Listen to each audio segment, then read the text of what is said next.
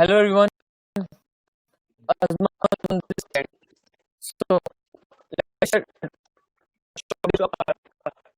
about me, who I am. So I am Azman Siddiqui, IBM and TCS certified developer, more than 4 experience, 2 research papers, and also a Google scholar.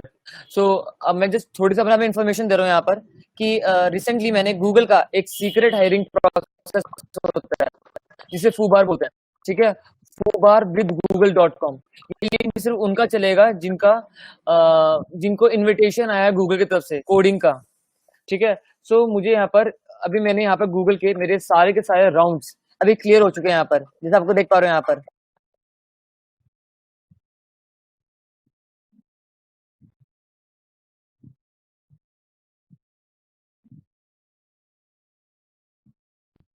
Hello, okay. सो जैसे मैं आपको दिखा पा रहा हूँ यहाँ पर कि मेरे you are already complete the all the levels. मेरा लास्ट लेवल पड़ा है गूगल का जो हायरिंग के लिए हुआ है, last round, that's HR round.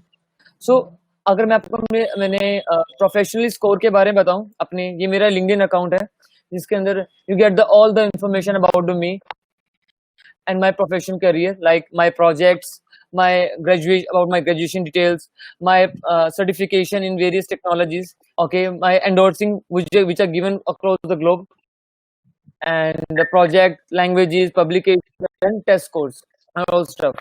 But today we are here to learn a new thing, like it's cloud computing technology. It's a amazing technology and it's also a future technology, you can say. So अगर हम बात करें cloud computing की, बात करने से पहले पहले डिस्कस करते हैं प्रॉब्लम के बारे में कि हमारे पास ऐसी जिसकी वजह से हमें क्लाउड कंप्यूटिंग को यूज करना पड़ता है। तो पहली प्रॉब्लम यहाँ पर यह आती है कि मान लो कि मेरे पास एक डेटा है, वो मैं अपने हार्ड डिस्क के अंदर स्टोर करवा रहा हूँ। तो डेली बेसिस पर मैं हेलो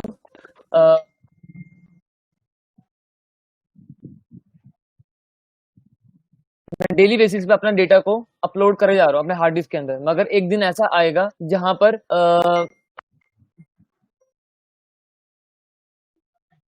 डेली बेसिस पे हमारा डेटा जनरेट हो रहा है, मगर एक दिन ऐसा आएगा जहां पर हम डेटा को स्टोर ही नहीं कर पाएंगे। For example, let us view, मेरे पास 1 TB की हार्ड डिस्क है, उसको मैंने फुल भर दिया, तो उसको अब मुझे और डेटा स्टोर करवाना है तो मैं उसको स्टोर नहीं कर पाऊंगा। अब आप सोचते हो कि मैं बोलते हो कि आप उसको डेटा को एक्सटर्नल हार्ड डिस्क में डालोगे, फिर बोलते हो उसको आप गूगल ड्राइव पे डाल दोगे। तो गूगल ड्राइव है क्या बेसिकली? वो भी तो एक क्लाउड कंप्यूटिंग ही तो है। मतलब क्या है, हम अपने डेटा को किसी और जगह पे रख रहे हैं यहाँ पर, ठीक है। जो इसके अंदर क्लाउड कंप्यूटिंग की वजह से आज पूरा वर्ल्ड चेंज हो गया है। पहले अगर आप google.com को यूज करते हो, ठीक है, तो google.com पर यहाँ पर गूगल के पीछे लाखों सर्वर काम कर रहे हैं। सर्वर वो जगह होती है जहां पर आपका फिजिकल तौर से आपका डेटा स्टोर होता है। आप गूगल ड्राइव पे आप डेटा को अपलोड करते हो, तो आप इसका मतलब ये होता है कि आप क्लाउड के ऊपर, मतलब सर्वर्स के अंदर, क्लाउड का एक सर्वर तो है, तो सर्वर्स के अंदर हम अपने डेटा को स्टोर करवा रहे हैं। अगर देखा जाए तो डेली बेसिस हमारा कितना डेटा जनरेट होता है, तो डेली बेसिस पर 2.5 trillion byte of data generate होता है डेली बेसिस पर। अगर ऐसे, और कौन जनरेट कर रहा है डेटा? हम लोग जनरेट कर रहे हैं। कहाँ जनरेट कर रहे हैं?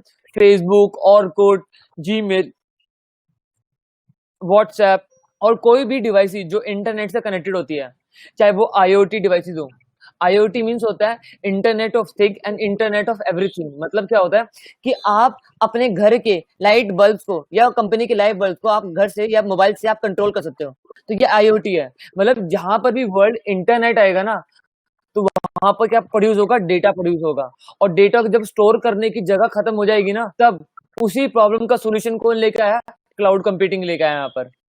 तो अगर आप देखा जाए तो हमारा क्या नाम है, आपको याद होगा कि आईबीएम ने हार्ड डिस्क निकाली थी, 1990s में निकाली थी, जो ट्रक के अंदर आई थी, जो सिर्फ और सिर्फ 32 MB की हार्ड डिस्क थी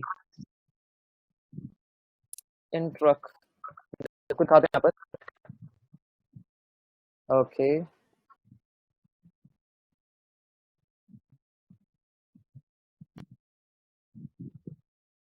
तो ये देखो, 5 MB की हार्ड डिस्क, आप देख रहे हो, 5 MB की आपकी हार्ड डिस्क आ चुकी है, आई थी जब 1990s की बात कर रहे हैं तो, ठीक है। 90s 60 50s की बात हो रही है यहाँ पर, 56 की। तो देखिए अब ऐसा टाइम चेंज हो चुका है कि आप 128 जीबी की आपके पेन ड्राइव आपके जेब के अंदर है। तो रेवोल्यूशन आपका आ ही रहा है यहाँ पर टेक्नोलॉजी के नाम पर, और डेटा भी हमारा जनरेट हो ही रहा है।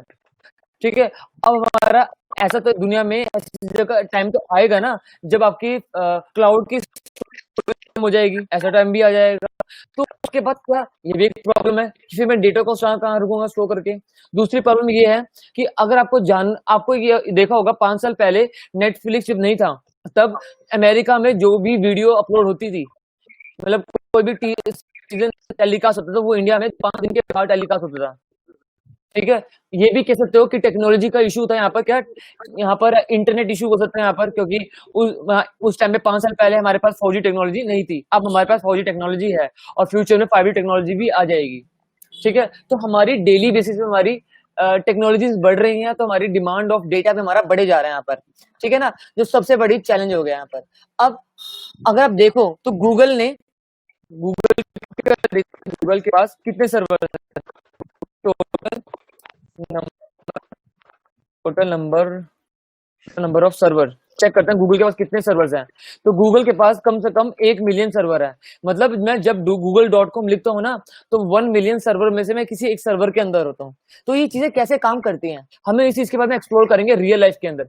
आपने देखा होगा कि वेबसाइट जो बनती है, ठीक है, जब बनाने के बाद वो कुछ वेबसाइट एंगुलर की होती है, कोई वेबसाइट नोट जेएस की होती है, कोई पीएचपी की होती है, कोई एचटीएमएल की होती है। वेबसाइट कोई भी लैंग्वेज की होती है, तो उसको कैसे डेटा को मतलब होस्ट कैसे करते होंगे वेबसाइट को, और जब आप फेसबुक वैल्यू डालते हो, वो डेटा कहाँ पर जाके सेव होता है, इसके बारे में एक्सप्लोर करेंगे यहाँ पर। ठीक है, वैसे मैं आपको बता देता हूँ, जब भी आप फेसबुक के अंदर या कहीं पर भी वेबसाइट के अंदर कोई फॉर्म भरते हो, तो वो हमेशा सर्वर के अंदर एक डेटाबेस होता है, वहां पर जाकर आपका डेटा स्टोर होता है। ठीक है, सो अभी हम बात करते हैं, हम आज हम जो प्रैक्टिकल देखेंगे वो किस तरह की AWS का देखेंगे यहाँ पर, कि Amazon वेब सर्विस पे प्लेटफॉर्म पे काम करेंगे। अब AWS है क्या, Amazon प्लेटफॉर्म है क्या? Amazon प्लेटफॉर्म ये है कि आपको ना कंपनी को बोलना है कि मुझे ये वाला ऑपरेटिंग सिस्टम चाहिए, मुझे ये वाला हार्डवेयर चाहिए, मुझे ये चीज चाहिए, मुझे वो चीज चाहिए, और ये चीज आपको सिर्फ 5 मिनट में दे देंगे। मतलब कहने का मतलब ये है कि एक विंडो को इंस्टॉल करने में आपको 15 से 20 मिनट तो लगते होंगे, मगर वही काम आप क्लाउड कंप्यूटिंग में 5 मिनट के अंदर कर सकते हो through this platform that's called AWS। मतलब क्या होगा कि आप दुनिया में बहुत सारे डेटा सेंटर है, बहुत सारे डेटा सेंटर का मतलब क्या है, देखो कलेक्शन ऑफ सर्वर को बोलते हैं, जहां पर एक जगह पे बहुत सारे सर्वर होते हैं, जिसको बोलते हैं डेटा सेंटर। वैसे ही AWS ने क्या करा कि पूरी दुनिया के अंदर डेटा सेंटर्स बना रखे हैं, जहां पर मिलियंस ऑफ सर्वर्स काम कर रहे हैं आप ही के नीड को पूरी करने के लिए। अब बात करते हैं AWS है क्या। बेसिकली AWS ऐसा प्लेटफॉर्म है जहां पर आप AWS को बोलो कि मुझे 15 GB का लैपटॉप, 15 GB की रैम वाला लैपटॉप चाहिए, मुझे 2 TB की हार्ड डिस्क चाहिए, हमें हमें सिर्फ अपनी रिक्वायरमेंट देनी है और वो 2 मिनट के अंदर हमें दे देंगे। मतलब हमारा जो हार्डवेयर है वो कहीं और पड़ा होगा, हम उससे कनेक्ट होंगे, और उसके बाद क्या होगा, हम उसको क्वेरी यहां से पास करेंगे और एग्जीक्यूशन सर्वर पे होगी। कहने का मतलब ये है, जैसे आप ये प्लेटफॉर्म को यूज कर पा रहे हो जोहो प्लेटफॉर्म से, हमें टीम व्यूअर को हम वीडियो कॉन्फ्रेंसिंग कर पा रहे हैं, वैसे ही इस टेक्नोलॉजी के पीछे कौन सी टेक्नोलॉजी लग रही है, इस कंपनी के पीछे कौन सी टेक्नोलॉजी लग रही है जो आप ये कर पा रहे हो, ये है AWS। AWS एक प्लेटफॉर्म है जिसके थ्रू ये पॉसिबल है। ठीक है, हम दुनिया में कहीं भी बैठे हो, हम किसी और की भी स्क्रीन को कंट्रोल कर पाए। मतलब देखो ना कि आप अब ज्योग्राफी लोकेशन में कहीं और बैठे हुए हो, और आप मेरे कंप्यूटर की स्क्रीन देख पा रहे हो कि मेरे स्क्रीन पे क्या कर रहा हूँ, वो सब कुछ देख पा रहा हूँ। तो यही तो है क्लाउड कंप्यूटिंग। मतलब सर देखो, सर्वर एक टर्म में आती है सर्वर, यहाँ पे मैं बार बार बोल रहा हूँ सर्वर क्या होता है। सर्वर वो जगह होती है जहां पर कंप्यूटर 24/7 रन करता है। और कंप्यूटर देखो, एक लैपटॉप में और सर्वर में यही फर्क होता है कि सर्वर 24/7 चलते हैं और कंप्यूटर सिर्फ और सिर्फ 15 घंटे, 16 घंटे या 18 घंटे चलेंगे, उससे ज्यादा नहीं चलेंगे। और AWS प्लेटफॉर्म के ऊपर अब IoT, बिग डेटा, एनालिटिक्स, अब मतलब डेटा से रिगार्डिंग मतलब इंटरनेट से रिगार्डिंग आप हर चीज कर सकते हो। मोबाइल एप्लीकेशन डेवलप कर सकते हो यहाँ पर आप आईओटी जैसे प्लेटफॉर्म को यूज कर सकते हो। मतलब आप चाहते हो ना कि आप घर की लाइटों को ऑन ऑफ कर पाओ, तो उसके लिए भी आपको यहाँ पर एडब्ल्यूएस वाले आपको वो देते हैं, अपॉर्चुनिटी देते हैं। इसका हम आप वेट करिए, मैं आपको सारी चीजें दिखाऊंगा, ठीक है, कि प्रैक्टिकल भी दिखाऊंगा कि हम अभी आप देख पा रहे होंगे मैं यहाँ पर मैक ऑपरेटिंग सिस्टम यहाँ पे यूज कर रहा हूँ। अगर मुझे विंडो ऑपरेटिंग सिस्टम यूज करना हो तो मैं क्या करूंगा, यही सबसे बड़ी टेंशन है। अब आपको मैं दिखाऊंगा 5 मिनट के अंदर मैं अपने मैक को चेंज करूंगा विंडोज के अंदर, सिर्फ 5 मिनट के अंदर, ठीक है। जो अभी हम एंड ऑफ द सेशन इसको या फिर अभी 2 स्लाइड्स के बाद देखेंगे, ट्राई करेंगे जिसको। अब देखिए Amazon वेब सर्विस अब हर जगह पर यूज हो रहा है। इवन आपके यहाँ पर कोई भी ई कॉमर्स वेबसाइट से लेकर, ठीक है, पेटीएम जैसी कंपनी के कुछ सपोर्ट देती है ना, जो सर्वर हर कंपनी के पीछे सर्वर काम कर रहे होते हैं, और एडब्ल्यूएस क्या कर रही है, उन सर्वर को रेंट को दे रही है। मतलब चाहे पेटीएम हो, चाहे नेटफ्लिक्स हो, चाहे क्विकल हो, चाहे गूगल हो, चाहे कोई भी कंपनी हो, उन सबको सपोर्ट देने वाला कौन है, अमेजन दे रहा है यहाँ पर। ओके, अमेजन के पास मिलियंस ऑफ मिलियन सर्वर्स पड़े हैं यहाँ पर। अगर हम बात करें कि ऑनलाइन बुक स्टोर से लेकर जो आप एलेक्सा यूज करते हो ना, अमेजन एलेक्सा, उसके पीछे जब आप बोलते हो hello Alexa how are you, तो बोले मैं अच्छी हूँ। क्लाउड कंप्यूटिंग ही टेक्नोलॉजी है वहां पर, कि मतलब आप मोबाइल एलेक्सा की एप्लीकेशन भी बना सकते हो, ठीक है। ये जो एलेक्सा बात करती है ना, ये भी इंटरनेट के थ्रू बात करती है। जहां पर भी वर्ड इंटरनेट आता है वहां पर हम क्या बोलते हैं, उसको क्लाउड कंप्यूटिंग बोलते हैं। आपका नेटफ्लिक्स हो गया, आपका अमेजन प्राइम हो गया, या जितने भी ये ओटी प्लेटफॉर्म होते हैं, ये सारे के सारे प्लेटफॉर्म के ऊपर आप बैकएंड में एडब्ल्यूएस ये जो आपको सपोर्ट दे रहा है यहाँ पर। अब क्लाउड कंप्यूटिंग है क्या, मतलब हम हार्डवेयर वगैरह, अब जैसे आपको अगर आपको गेमिंग खेलनी है तो आपको GTX NVIDIA नाम का कोई ग्राफिक कार्ड चाहिए होता है, जीपीयू चाहिए होते हैं, तो मतलब इसको कॉस्ट बहुत लगती है। मगर क्लाउड कंप्यूटिंग के थ्रू आप वो फ्री में रेंट पे ले सकते हो, रेंट पर, ठीक है। जब आपको लगे कि मेरा काम हो गया, उसके बाद आप अपने कनेक्शन अपने सब्सक्रिप्शन को कैंसिल कर दो। मतलब क्या है कि आप AWS से परचेज कर लेना NVIDIA का ग्राफिक कार्ड और अपने कंप्यूटर से कनेक्ट कर लेना, बस, और आप हैवी ड्यूटी गेम भी खेल सकते हो सिर्फ 2 GB की रैम पर। मतलब जब आप आपके सिस्टम में 2 GB रैम है, मगर क्लाउड कंप्यूटिंग का हेल्प लेकर आप अपनी रैम को 10 GB या 50 GB या 100 GB या जितना आप चाहो उतनी जीबी रैम में आप कन्वर्ट कर सकते हो, ठीक है ना। तो ये इकोनॉमिकली बहुत अच्छा है। मतलब क्या है कि AWS वाले जो सर्वर, पहले क्या होता था, कंपनियां सर्वर खरीदती थी और उसको मेंटेन करती थी। तुम्हें पता नहीं होगा, सर्वर के अंदर ना, सर्वर बहुत हीट प्रोड्यूस करता है, तो उसको मेंटेन करने के लिए एयर कंडीशन लगानी पड़ती है और उसके रेगुलर उसकी मेंटेन देनी पड़ती है। तो कंपनी ये कर रही थी। अब क्या होता है कि कंपनी को ने इसकी कॉस्ट से बचना था, तो अब AWS वाले सब कुछ मैनेज कर रहे हैं। मतलब आपको टेंशन नहीं लेनी कि हार्डवेयर आपका गर्म हो रहा है, आपका हार्डवेयर ठंडा हो रहा है, या आपका डेटा डिलीट हो गया, इसका आपकी फिक्र नहीं करनी कोई भी। AWS वाले आपके लिए सब कुछ करके देंगे इस चीज के लिए, ठीक है। चाहे आपको डेटा स्टोरेज कराना हो, आपकी जीमेल की जो डेटा होता है ना, वो भी क्लाउड के अंदर ही जाके सेव होता है AWS के पीछे बैकएंड में आकर, ठीक है। क्लाउड कंप्यूटिंग, डेटाबेस, नेटवर्किंग, और आपको ये भी बताऊंगा इस बारे में जब आप क्लास में एनरोलमेंट करोगे ना, तो बैंक के अंदर आपने देखा होगा कि बैंक के अंदर ना कुछ एप्लीकेशन होती हैं जो चलती हैं, और बैंक के बाहर वो एप्लीकेशन नहीं चलती है, या कोई भी वेबसाइट होती है, कुछ वेबसाइट जो बैंक के अंदर चलती है, बैंक के बाहर नहीं चलती है, ठीक है। आप AWS के अंदर वो सारी चीज कर सकते हो जो ट्रेडिशनली लोग, पता है, जैसे आपको ये दिख रहा है यहाँ पर AWS इंफ्रास्ट्रक्चर एंड सर्विसेज के अंदर, पहले क्या होता था कि नेटवर्क इंजीनियर्स को हायर किया जाता था और उनको अलग से पैसे देने पड़ते थे सिर्फ सपोर्ट के लिए। मगर AWS जैसे आया तो वो कहता है ये सारे काम हम करेंगे आपके लिए फ्री ऑफ कॉस्ट, मगर आपको सिर्फ क्या करना है, आपको सिर्फ जितने घंटे आपने हमारे हार्डवेयर को यूज करा ना, आपको सिर्फ उतना पे करना है हमें। तो इससे क्या हो गया, इससे रेवोल्यूशन आ गया। इससे रेवोल्यूशन ये आ गया कि मेरी कॉस्ट, जो मुझे नेटवर्क इंजीनियर को अलग से पैसे देने पड़ रहे थे ना, वो देने नहीं पड़ रहे हैं यहाँ पर ना, मुझे हार्डवेयर का अलग से टेंशन देनी पड़ रही है, मुझे मंथली कॉस्ट मेरी बहुत ज्यादा कम हो गई है, ठीक है ना। क्लाउड की सबसे बड़ी बेनिफिट्स यही है कि हम क्या नाम है, हमारा अपनी मतलब अगर आपको मान लो 10 महीने के बाद अगर आपको 1 TB रैम की जरूरत है, तो आप एक एक सेकंड में आप कनेक्ट कर सकते हो। और आपको अगर चाहिए कि आपको वो रैम को नहीं चाहिए तो एक सेकंड में आप डिलीट भी कर सकते हो, ठीक है ना।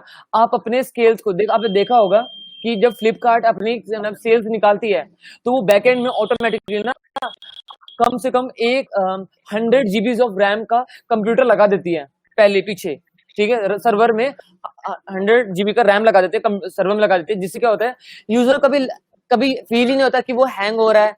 या फिर जैसे उसको समझाने के लिए मेरे पास एक ऑप्शन और भी है। जब आप कॉलेज में आपका रिजल्ट डिक्लेयर होता है तो होता क्या है, तो एक साथ लाखों बच्चे स्ट्राइक कर देते हैं सर्वर के ऊपर, ठीक है। सर्वर स्ट्राइक कर दिया तो क्या होता है, सर्वर डाउन हो जाता है ना। उस सर्वर डाउन की प्रॉब्लम ना आए तो क्या करे, सर्वर के अंदर ना रैम वगैरह फ्लिपकार्ट पहले ही ऐड कर देता है अपनी वेबसाइट के लिए, जिससे जब सेल स्टार्ट होती है ना तब क्या नाम है, कभी यूजर को लगता ही नहीं कि वेबसाइट हैंग हो रही है, क्रैश हो रही है, ऐसा कभी होता ही नहीं है, क्योंकि उसके पीछे एक एक 100-100 GB की रैम लगी होती है। और अगर आप बात करें जब सेल खत्म हो जाती है ना तो वो ऑटोमेटिकली उसको जो एक्स्ट्रा उन्होंने खरीदी थी ना, परचेज करी थी, रेंट पे ली थी, उसको वो डिलीट कर देते हैं और उनकी कॉस्ट कम हो जाती है,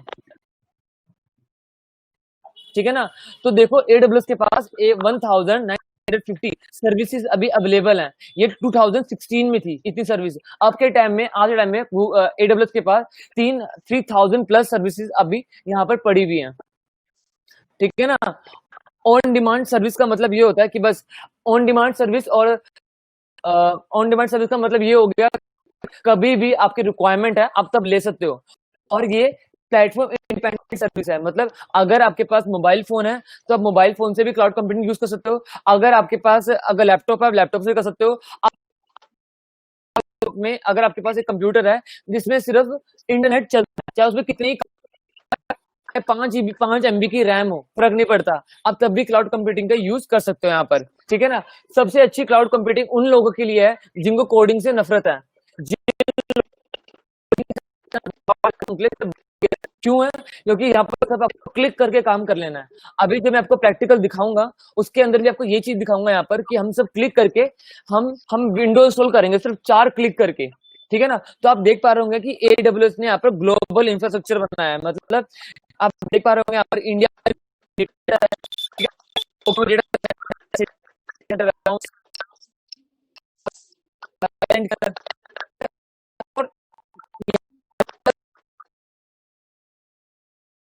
गया कि डेटा की अवेलेबिलिटी बनी रहे। मतलब क्या होगा, AWS के मतलब इंडिया के कोई भी यूजर है, इंडिया में जो यूजर है उन सबका डेटा कहाँ से उठ के आएगा, मुंबई से उठ के आएगा। और जो भी सिंगापुर का, जो सिंगापुर के लोग वो सिंगापुर का डेटा सेंटर यूज करेंगे। इससे क्या होगा अगर इससे ये नहीं होगा, इससे आपका डिस्ट्रीब्यूटेड काम हो रहा है यहाँ पर। मतलब क्या है, इसका मतलब ये है कि इंडिया के ट्रैफिक को इंडिया के ही लोग हैंडल कर लेंगे, अमेरिका के लोग अमेरिका के डेटा सेंटर यूज करेंगे। तो ऐसा नहीं होगा कि सभी सारे लोगों का एक डेटा सेंटर हो, ऐसा पॉसिबल नहीं है। क्यों नहीं है पॉसिबल, अगर पूरी दुनिया का एक ही डेटा सेंटर हुआ तो एक साथ लाखों लोग स्ट्राइक कर देंगे सर्वर के ऊपर, और उसके बाद क्या होगा, सर्वर डाउन हो जाएगा, डेटा सेंटर भी डाउन हो जाएगा, ठीक है ना। तो इसलिए ही डिफरेंट डिफरेंट जगहों के ऊपर डेटा सेंटर्स को बनाए गए हैं जिससे डेटा की अवेलेबिलिटी बनी रहे, ठीक है। अब बात करते हैं यहाँ पर अवेलेबिलिटी जोन्स के बारे में और रीजन्स के बारे में बात करते हैं।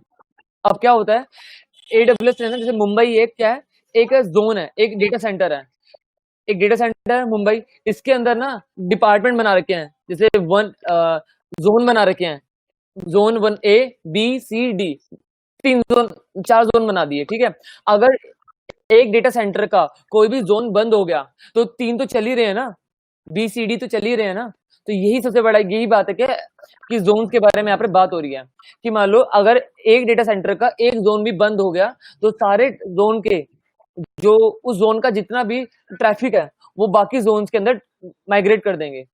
मतलब यही बात होगी ना, जैसे आपके कॉलेज के अंदर या स्कूल के अंदर जब कोई टीचर एब्सेंट हो जाता है तो दूसरी क्लास के साथ मर्ज कर देते हैं ना, वैसे ही काम हो रहा है यहाँ पर भी।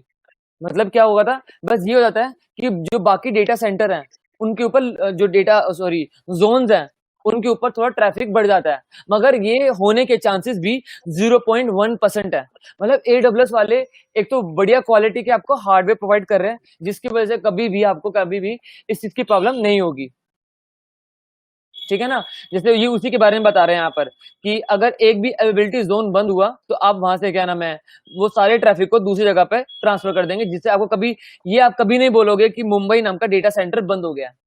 ठीक है। और AWS वाले क्या करते हैं आपके लिए, जब भी जैसे आप फेसबुक में, आपको पता नहीं होगा इस बारे में, जब आप फेसबुक पे कोई भी फोटो को अपलोड करते हो ना, वो फेसबुक के जो सर्वर्स हैं, 3 सर्वर्स के अंदर वो कॉपी होते हैं। एक ही डेटा 3 सर्वर के अंदर रखा जाता है। क्यों रखा जाता है? ये इसलिए रखा जाता है कि मान लो कोई भी सर्वर डाउन हो गया, सर्वर भी क्या एक हार्डवेयर।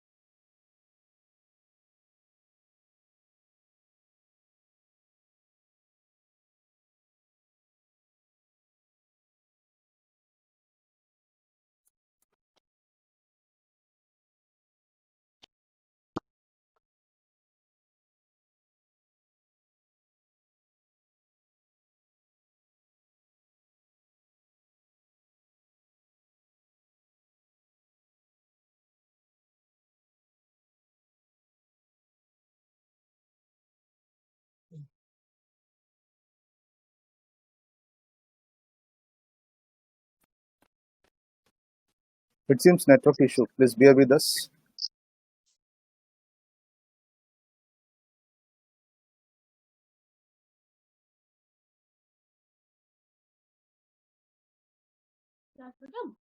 चल रही है, वो नेट तो बंद हो गया।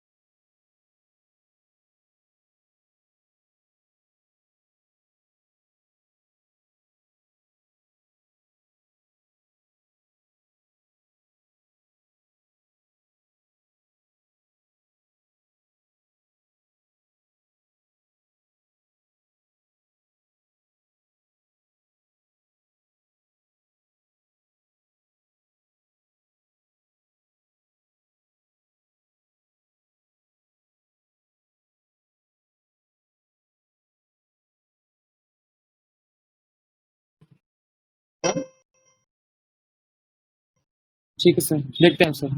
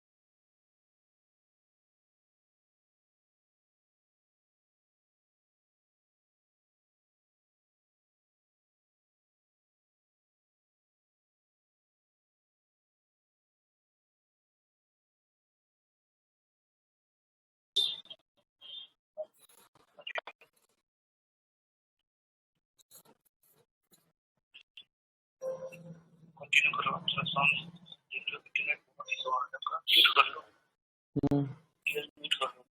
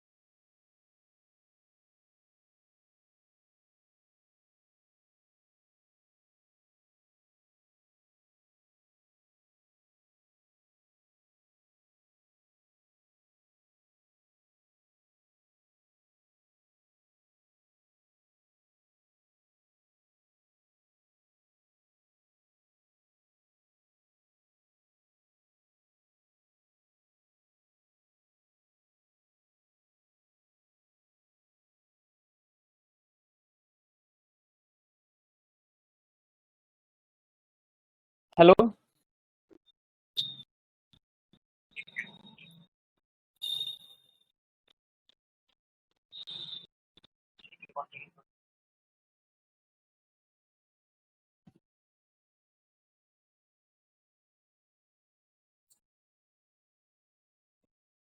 हेलो ठीक है तो अभी हमें अब हाँ ओके ओके हेलो अब हम स्टार्ट करते हैं यहाँ पर करते हैं इसमें हम देखते हैं कि ये चीज possible क्या है, ठीक है तो एक बार मैं अपना अकाउंट लॉगिन कर लेता हूँ सॉरी फॉर नेटवर्क इशू ये होता है ना होम में होता है कि कई बार नेट में इशू आई है थोड़ी बहुत अब मैं बात करें यहाँ पर ए टू एस सर्विसेज वाले को ए टू जेड सर्विसेज और एडब्ल्यूएस वाले आपको ये भी आपको ये दे रहे हैं ये थोड़ी सी हैवी लगेगी आपको वो इसलिए रीजन यहाँ पर ये है कि एक आर्टिफिशियल इंटेलिजेंस सॉफ्टवेयर है इसके बैकएंड में चेक कर रहा है कि किसी किसी रॉन्ग टाइप का और वो तो नहीं हो रहा लॉगिन तो नहीं हो रहा आप देखा होगा जब मैंने 2-3 बार वहां पर मैंने क्लिक करा तो उसने मुझे बाहर फेंक दिया नहीं तो एक बार मैं अपना अकाउंट जब आप आओगे तो मैं आपको रियल टाइम में ये भी दिखाऊंगा सारी चीजें में जो बैकएंड में होता है सारा कि सर्वर क्या होता है होते हैं रूटर क्या होते हैं फायरवॉल कैसे डिफाइन बनते हैं कम कैसे आप क्या नाम है ये पबजी कैसे बैन होता है ठीक है ना ये कंट्री में नहीं चलती है ना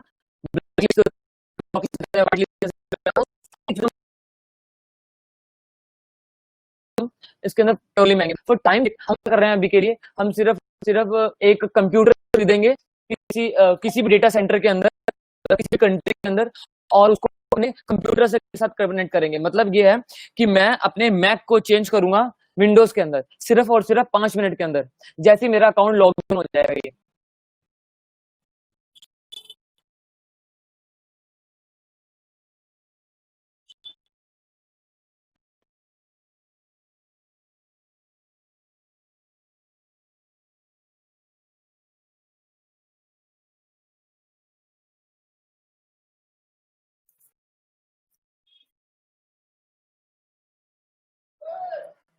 ठीक है, तो ये मेरा अकाउंट यहाँ पे लॉग इन हो गया है।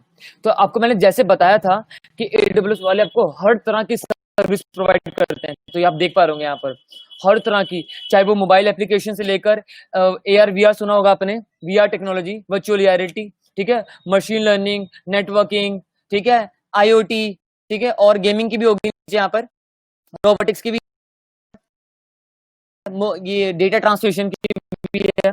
तो अभी हम क्या सीख रहे हैं यहाँ पर, आज जो हम सीखेंगे सबसे इंटरेस्टिंग टेक्नोलॉजी वो है टेक्नोलॉजी इंस्टीट्यूट के बारे में, मतलब क्लाउड कंप्यूटिंग के एक सर्विस के बारे में जिसका नाम है EC2, इसके बारे में जानेंगे यहाँ पर, ठीक है। तो इसके बाद जिसके अंदर EC2 के अंदर ही हम हार्डवेयर को परचेज करते हैं। अगर आपको कोई भी हार्डवेयर, राउटर, स्विचेस, कोई भी चीज को रेंट पे लेना है, या कोई भी हम पूरे सर्वर को रेंट पे लेना है हमें, ठीक है, तो उसके लिए हम कौन सा यूज करते हैं, EC2 यूज करते हैं।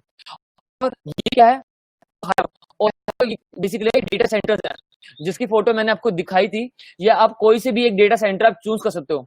अगर मैंने यहाँ पर क्लिक करा, मैंने चूज करा लंदन, तो अब ये लंदन वाले डेटा सेंटर के अंदर मेरा सर्वर क्रिएट होगा, मतलब ऑपरेटिंग, मतलब हार्डवेयर मेरा वहां से परचेज होगा। ये आपको चूज करना पड़ेगा कि आपको कौन सी कंट्री के लिए आपके कस्टमर कहाँ पर हैं, तो आपको उनके हिसाब से वो डेटा सेंटर चूज करना पड़ेगा।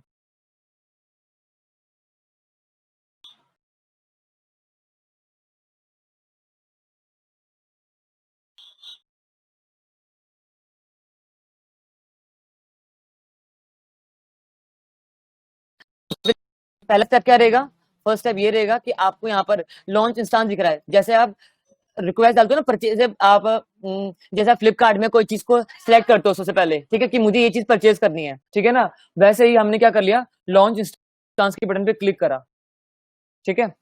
और AWS वाले आपको हर तरह के ऑपरेटिंग सिस्टम देते हैं, चाहे वो लिनक्स ऑपरेटिंग सिस्टम हो, चाहे वो मैक ऑपरेटिंग सिस्टम हो।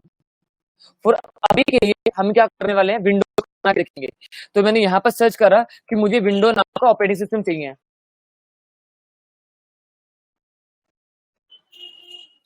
ठीक है।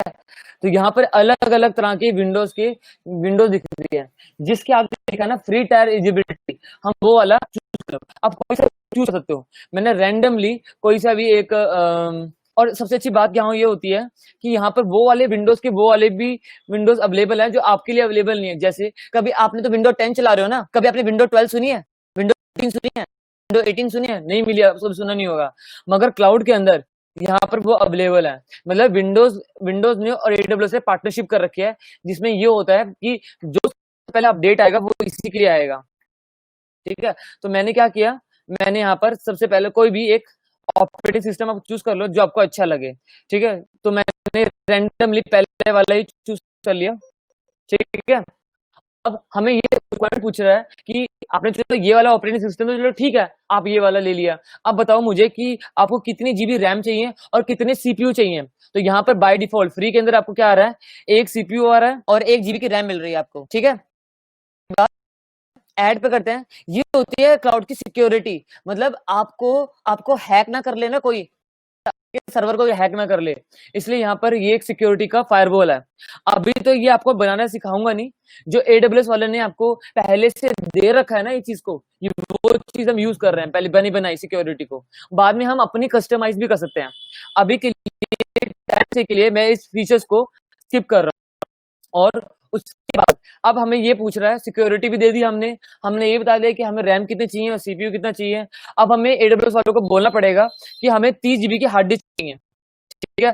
तो हमें 30 GB ठीक है। उसके बाद हमने क्या करा, सिक्योरिटी ग्रुप में, ठीक है, सिक्योरिटी ग्रुप क्या होता है बेसिकली, अब देखो, अब ये जो वेबसाइट होती है, ये वेबसाइट कौन से प्रोटोकॉल पे चलती है, HTTP प्रोटोकॉल पर चलती है।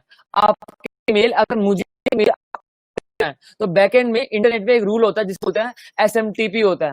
अगर मुझे ऐसे डिफरेंट डिफरेंट रूल्स बनाए, पोर्ट नंबर बनाए गए हैं अलग अलग सॉफ्टवेयर के लिए। अगर मैं बात करूं जैसे दुनिया में जितने सॉफ्टवेयर, चाहे एक्सेल सॉफ्टवेयर हो, वर्ड हो, कोई भी हो, हर एक सॉफ्टवेयर को एक पोर्ट नंबर एलोकेटेड है, ठीक है ना। वैसे ही अगर आपको जैसे मैंने लंदन के डेटा सेंटर के अंदर मुझे हार्डवेयर को परचेज करना है, ठीक है ना, तो मुझे उससे लंदन का जो डेटा सेंटर में मैंने अपना ये मशीन क्रिएट कर हार्डवेयर परचेज कनेक्ट करना है, तो यहाँ पर प्रोटोकॉल आता है आरडीपी। आरडीपी को बोलते हैं रिमोट डेस्कटॉप प्रोटोकॉल, ठीक है ना। जो अब ये प्रोटोकॉल इसलिए बनाया गया है जिससे आप मेरे डेटा सेंटर के सर्वर को कनेक्ट कर पाओ। आप एक बात को देखो कि जूम हो गया, गो मीटिंग्स हो गया, एवं जोहो भी हो गया, ये सारे के सारे प्लेटफॉर्म, जैसे आप जो सॉफ्टवेयर को यूज कर रहे हो ना, बैकएंड में अगर देखोगे ना, चेक करोगे, तो इसके अंदर भी पोर्ट होगा। आरडीपी के प्रोटोकॉल के थ्रू ही आप मेरी कंप्यूटर को स्क्रीन कंट्रोल कर पा रहे हो। ये सब चीजें बैकएंड में होती हैं, आपसे कोई मतलब नहीं है। तो मैंने इसके लिए अभी के लिए इसको मैंने यहाँ पर, मैं चाहता हूँ कि मैं अपने कंप्यूटर को दुनिया में किसी भी कोने से कनेक्ट कर पाऊँ। मतलब मैं चाहता हूँ कि पूरी दुनिया में मैं कहीं पे बैठा हूँ और मैं जो भी सेंटर लंदन मैंने बनाया है बना, तो तुम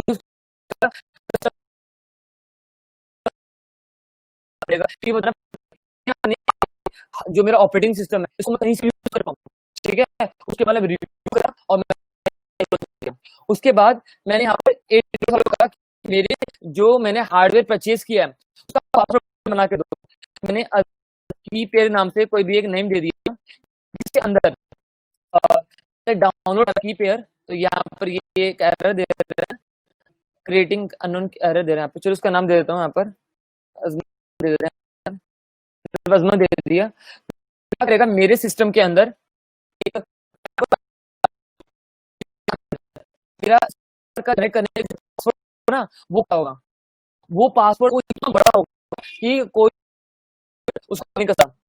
जो पासवर्ड होगा 128 बिट का होगा, तो बड़ी होती है। जैसे जैसे अजमत हो गया, अजमत पासवर्ड, तो इसमें 5 अक्षर है। जो क्लाउड से आपको पासवर्ड मिलेगा वो 128 बिट का होगा, 128 कैरेक्टर होंगे, सिंबल भी होगा। ठीक है, तो ये मोस्ट और यहाँ पे मेरी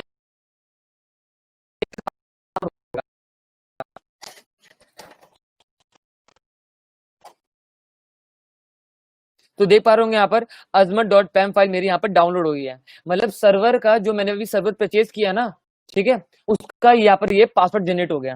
अब जैसे आप मशीन को पावर ऑन करते हो ना, जब पहली बार ऑन करते हो, तो हमने भी क्या कर दिया, खरीदने के बाद हमने बताया कि हमें विंडो नाम का ऑपरेटिंग सिस्टम चाहिए, उसके अंदर 1 GB रैम चाहिए, एक CPU चाहिए, और क्या नाम है, और मुझे उस मशीन से कनेक्ट करना है। उसके लिए हमें क्या नाम है, एक पासवर्ड चाहिए। तो हमने पावर मशीन को ऑन कर दिया।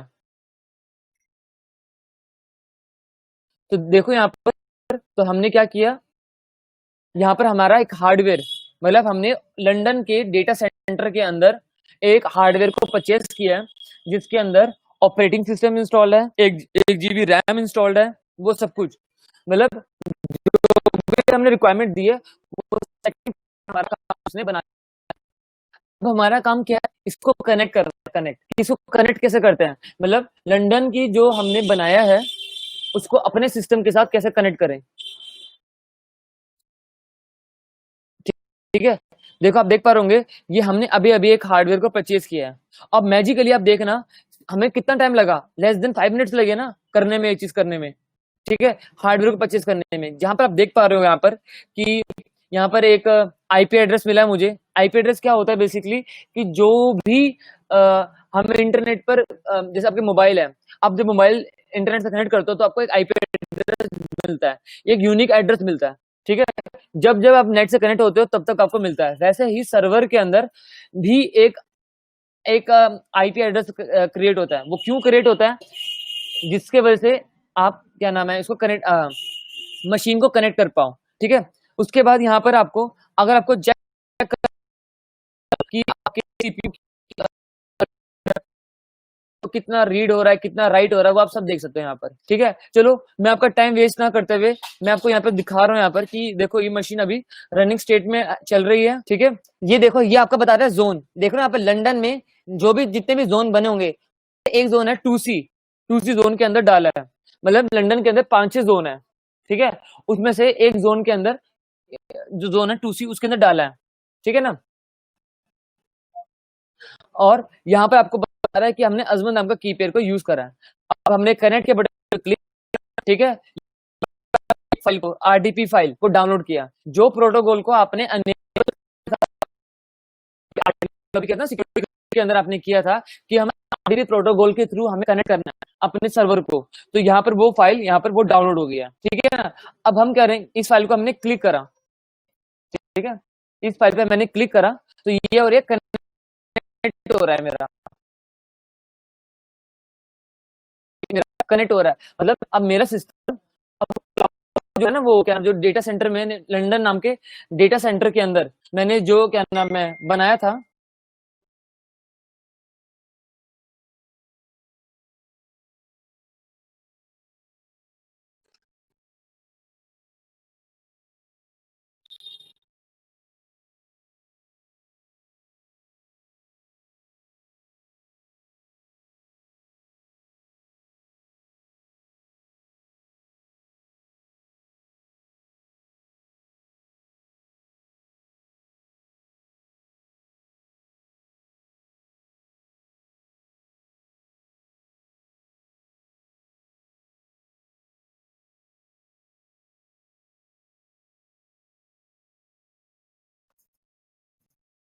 Okay, it seems some technical issue at our guest side. So we are keeping our session until here.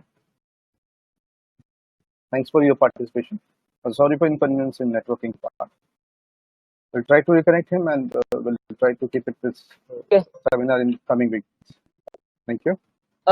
एक सेकंड, अब आपको देख पा रहे होंगे यहाँ पर, जैसे मैंने याद Yes, होगा welcome. आपने देखा होगा कि ये हमारा कुछ मांग रहा है, जैसे हमने क्लिक किया था फाइल के ऊपर तो ये हमसे मांग रहा है कि पासवर्ड डालो, ठीक है। अब पासवर्ड कहाँ से मिलेगा, तो हमने गेट पासवर्ड पे क्लिक करा और ये याद होगा अजमत वाली फाइल जो हमने अभी भी डाउनलोड करी थी वो यहाँ पर हमें अपलोड करनी है, जिससे हमें ये क्या करेगा उस पासवर्ड को छोटा कर देगा। तो मैंने अजमत .pem फाइल को यहाँ पर अपलोड कर दिया और डिक्रिप्ट कर दिया, छोटा पासवर्ड। डेटाबेस वाले देखो आपके लिए कितना काम कर रहे हैं, पहले वो आपको इनक्रिप्टेड पासवर्ड भेजा, फिर आपको बोल रहे हैं उसको डिक्रिप्ट करो सिक्योरिटी के लिए। अब ये छोटा सा पासवर्ड आ गया, ये पासवर्ड को मैंने डाल दिया, मैंने इसके अंदर डाल दिया और मैंने कर दिया कंटिन्यू। तो आप देख पाओगे सिर्फ 1 सेकंड के अंदर, 1 सेकंड के अंदर हम कनेक्ट हो जाएंगे इसके साथ। ये देखो, ये आप लोगों से समझ गए होंगे यहाँ पर लोगों से, ठीक है, ये सॉरी कर से समझ गए होंगे कि हम विंडोज की मशीन यहाँ पर एक्सेस कर रहे हैं। सबसे इंटरेस्टिंग टेक्नोलॉजी है, मतलब देख पा रहे होंगे पीछे मेरा क्या नाम है मैक चल रहा है और आगे विंडोज चल रहा है, देख पा रहे हो, हैंग भी नहीं हो रहा। पर देखो ना यहाँ पर अभी थोड़ा सा नेट का इशू है। क्लाउड कंप्यूटिंग का सबसे बड़ा डिसएडवांटेज यही है, एक ही है कि अगर इंटरनेट बढ़िया नहीं है तो आपको क्लाउड कंप्यूटिंग करने में थोड़ी प्रॉब्लम रहेगी, ठीक है ना। तो आज की थोड़ी सी इंटरनेट की तो आप देख पा रहे यहाँ पर कि मैं अपने सिस्टम के ऊपर मैं क्लाउड कंप्यूटिंग के थ्रू विंडोज को यूज कर पा रहा हूँ, ठीक है ना।